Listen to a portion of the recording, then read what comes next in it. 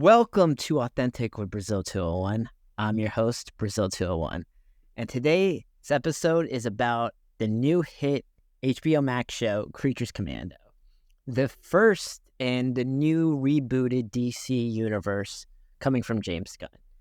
And within the first 6 minutes, spoiler warning, actually, full spoiler warning, okay? I'm assuming if you're listening to this, you have watched the first 2 episodes. There's no spoilers for episodes beyond the first 2, as I have not seen them. But a lot of people have seen the full, I believe, 10 episodes of Creatures Commando. But now, within the first 7 minutes of our new rebooted DC universe coming from James Gunn, we learn a lot. First of all, the shows take place in 2023, 2 years after the Suicide Squad movie, which is canon to the new DCU, which means Margot Robbie is probably still Harley Quinn. Rick Flag, the kid, did die, and a lot of people were complaining, how is Rick Flag Sr., who's 56, have a son in his 40s when he died? Well, within 9 minutes, that is answered, as Rick had the kid when he was 18, and then 18 years later, the kid joined the army. An endless cycle.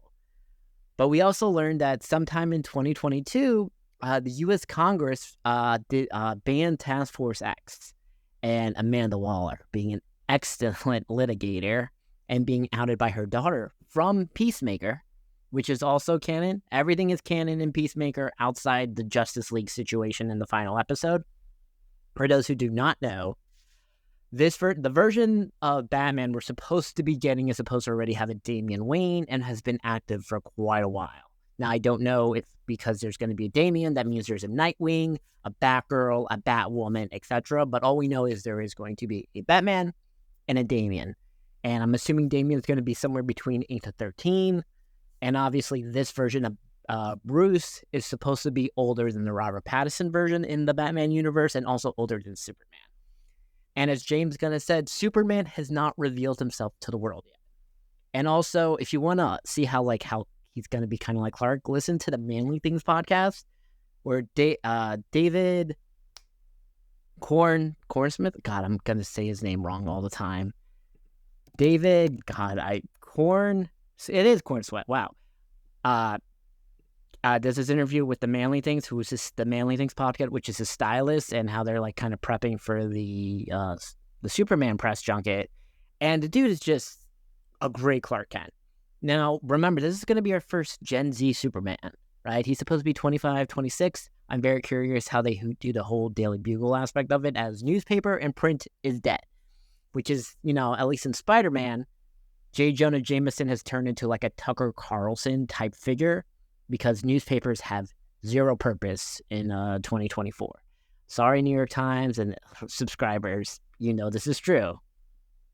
Anyway, Amanda Waller, this goes with Rick Flag Sr. to their new secret prison, and they do Task Force M. As a legal loophole said, humans cannot be used for secret government forces. But what if they're not human? And we get the whole Suicide Squad trial intro of a lot of amazing characters I've never heard of. We have the Bride of Frankenstein. We have G.I. Robot, a robot who's just meant to kill Nazis. Who's like, oh, I hate Nazis, and I can't wait to kill Nazis. The Weasel from the Suicide Squad. Dr. Phosphorus. And a fish person named Nina Mazazukri. I don't know who any of these characters are. I thought the G.I. Robot was honestly the robot from Doom Patrol at first. I was like, oh, they're going to remake the Robot Man, a villain. But nope. Total new character. Highly entertaining. Also, this is probably the most sexual cartoon to ever exist. Let me just tell you, the princess. So, plot.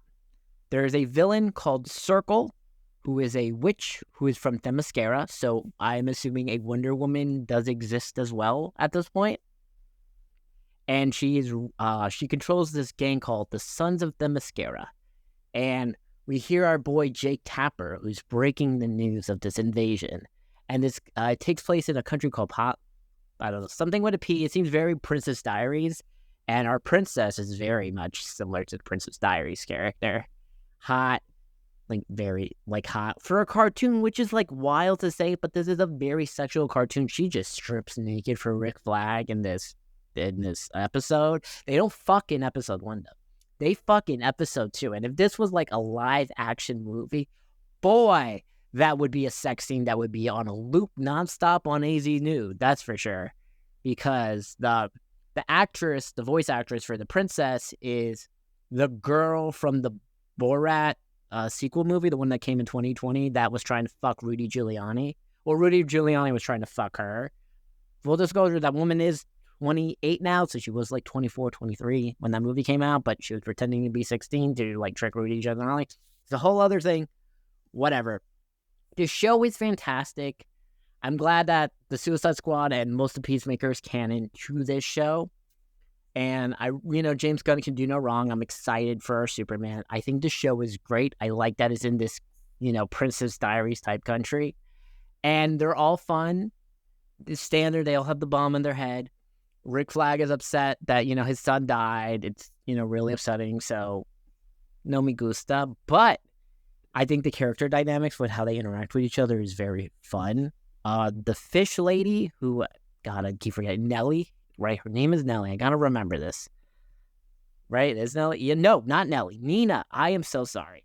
Nina and the bride Frankenstein in the second episode go back to the lab that she was created in, and we get these flashbacks where the actual human scientist, not Frankenstein, dicked her down. Like, talk about, like, another scene that if this was in live action, like the corpse layout of this white guy just dicking down the bride of Frankenstein, crazy. And then Frankenstein, being the original, I guess, jealous man, kills him. Like, no one else can fuck her except me. And by the way, we see on a boat, Frankenstein is still alive. But the Circle, which is her name, by the way, the Circle is the villain, is trying to kill the princess of this country because if she kills her, she gets to become the leader, and then allegedly she's going to declare war on Themyscira, so she can, which I guess means she would have to kill Diana. It's a whole bunch of things in the show, which is fascinating. Anyway, they get jumped by the Circle. The helmet that holds the water for the fish lady, Nina, I'm assuming she's dead, right? Obviously, this is very similar to Suicide Squad. We're going to lose half these characters, assuming. I'm going to assume they kill Nina, right? I'm assuming Bride of Frankenstein, though, is alive, obviously, because Frankenstein hasn't found her, right? She's beat to death, and her arms turned into, like, the inflatable thing you see outside Toyotas, like the Toyota dealerships, and, like, I guess her fucking body's forever fucked up because of that, which is great. Well, but anyway, Dr. Phosphorus is the boy. He's let in Rick Flag. Fuck the shit out of the princess. And boy, goes on for like 2 minutes, very loud. Well as a flashback of the Bride of Frankenstein getting fucked. So much sex. Really? I'm just saying, live action version would have been fascinated to see how they do this. The most sexual superheroes thing we ever got. Ever. Anyway, that is honestly the recap of what has happened in the first 2 episodes. And each episodes are 25 minutes each. I can't wait. I thought this was phenomenal. James Gunn can do no wrong. I know I'm going on a rant for a lot of things right now, but this was a very fun, show. It's adult, as in the same way Rick and Morty is an adult show. I fully recommend it. This is I got to remember on Thursdays to watch this.